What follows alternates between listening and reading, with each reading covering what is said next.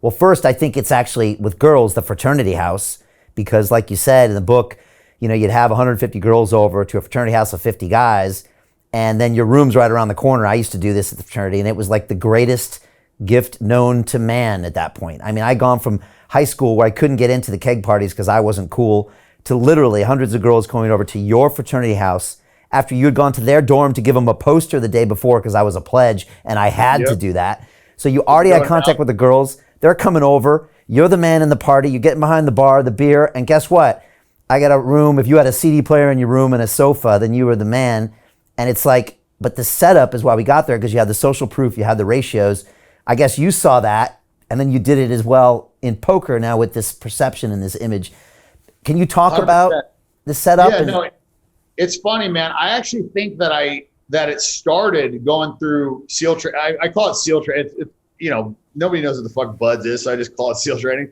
I think it started then, because when I went in, I didn't do any fucking setup, and I was unprepared, and I did shitty because of that. And so when I got kicked out and I was going to be medically discharged from the military, I started training like a motherfucker and got in good shape. And when I went in good shape, going through SEAL training was like a fucking breeze compared to what it was when I was broken and unprepared and this and that. So I think that was probably the first time in my life when I really, started to understand it, but it clicked in college when I saw it with the ratio, with the girls, with the logistics solved. I mean, a big part of getting laid is logistics, right? Like if you have a bedroom right by the club, like, when I used to host Marquee or whatever, they'd pay me to go there for like an hour and a half to stock my table with models. And then I had a bungalow attached to the club. So I literally could just, bring a girl to the bungalow, fuck her, shower, come back, fuck another girl. And like before the night was over, I'd already banged 3 chicks. You know what I'm saying? And it was like, but the logistics were solved versus a lot of these guys, they go to fucking this club and then it's like, okay, let's go to Dre's. And now we're fucked up on Molly and it's 5 a.m. And it's like, even if you can get a chick back to your house, your fucking dick's probably not going to work. You've been doing coke all night. And it's like, I looked at going out as like, I looked at everything in life as like, what do I want to accomplish and how am I going to do it?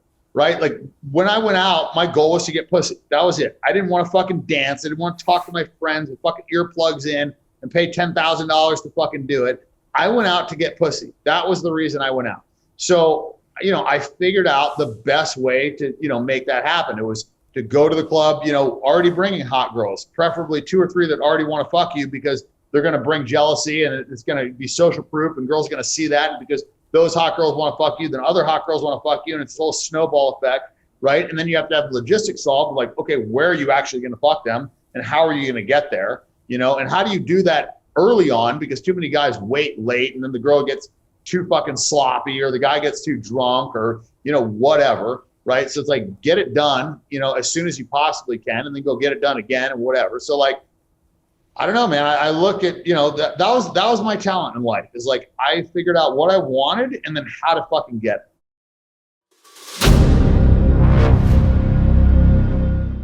I'm looking for partners, collaborators, colleagues who want to join forces with me around the globe and create real value, generational wealth, and financial freedom for everyone else around the world. Get involved in the cryptocurrency markets, get involved in the NFT markets. This is your moment. Life all comes down to a few moments. Don't let this pass. Now it's not too late. Next year's going to be too late. Ultimately, this is about freedom. That's the way I see it. This is about giving power back to the people and enabling billions of people worldwide to use the financial markets to improve their lives and those of their friends and their families and their communities. Honestly, I think it's a violation of human rights not to allow people basic access to financial services. Because right now people are being kept in the dark, they're being robbed of education, and it's a travesty. And so I'm looking for people that want to join me and be a part of this solution. And that all happens inside the DeFi Academy. The gains my students are making are absolutely amazing. Double, triple digit gains in the first month alone. That's amazing. This will change your life. Now is the time to get involved. I'm going to tell you exactly how my students in my academy made money in the last 30 days. I'm talking about real trading results. And let me just whet your appetite a little bit. Let me hit you with some numbers. I'm talking Brendan from New Zealand is up 68.77% on the month. Steve from Europe up 83%. Albert in Singapore up 169.9% on one single trade. I got Susan up 153% on her call options alone, also rocking 139% returns and 442% returns as well on individual trades. These are people that are changing their financial future in the last 30 days, but it's based on trading discipline. I've graduated over 500 students from inside my academy from over 54 countries around the world. It's amazing. When it comes to crypto, DeFi, and blockchain, we love this space. We truly believe it's the future. This is down to our core. It's authentic to what we're doing, and everybody can tell through the camera because you can't make this stuff up. If you're watching me now, wherever you are, I implore you, take 60 seconds right now and join my academy. Apply today. Now you've got a chance. Life all comes down to a few moments. What are you going to do? What's the choice that you're going to make?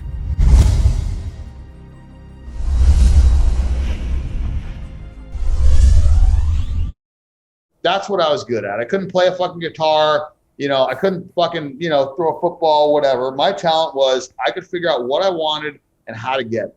And so, college really opened my eyes because it showed me that, if there's fucking 10 girls for every guy, that now the girls have to compete for guys' attention.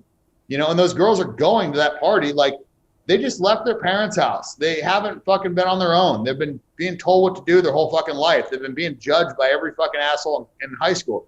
Now they can go to college and, one of our parties, Dayglow, for instance, you show up, the girls paint the guys, and the guys paint the girls. So already, like just at the very start of this party, girls are fucking rubbing you down with glow-in-the-dark paint, and you've got multiple girls because there's less guys than girls. So you got 5 girls that basically like choose you and go rub you down with fucking paint and grope you. I mean, I had to pull my fucking dick out in the middle of this fucking thing. I mean, this was fucking craziness. This is before the party even started. They paint you, then you paint them, which is basically like them being like, yeah, fucking rub me down. So you're just like fucking painting them, glow in the dark paint. Then the party starts. This is like, the party hasn't even started yet, right? They turn the lights off, DJ gets on, they got the fucking pledges running around with like tequila bottles like it's fucking Cabo spring break, pouring shots down everybody's throat.